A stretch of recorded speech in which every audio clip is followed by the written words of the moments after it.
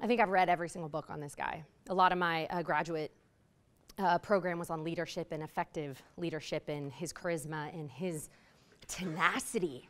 I mean, the crazy thing, now, humor me for a second, okay? They didn't even have Facebook back then. They didn't have social media. How do you get 1 million people to show up anywhere? Calling people? Are you going door to door? This guy had a vision that was so profound, that was so crazy.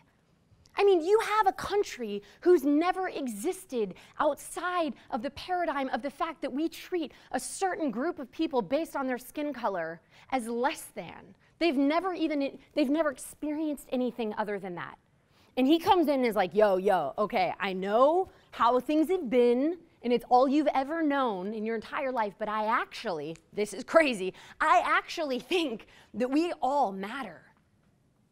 And that we are all worthy of being treated with dignity and with respect. Because the thing that MLK figured out is there's a symbiotic relationship with the way in which you treat people is literally an indicator of how you treat yourself. It's practice for how you treat yourself.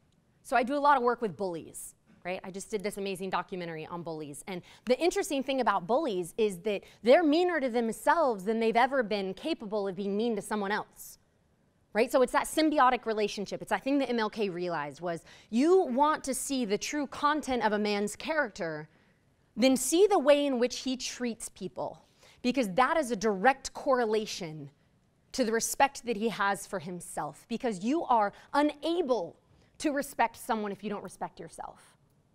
So for me, I always say, like, well, that's a good litmus test.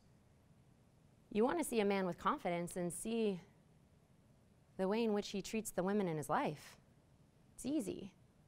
It's not just women. It's treating people with dignity. This isn't some like feminist rant, because I don't even think it's a women's movement anymore. I think it's a human movement. And I think it requires that all of us get on board, that we all have the compassion and the conviction to stand for people who can't stand for themselves. Because Martin Luther King Jr. was passionate about respect for one another.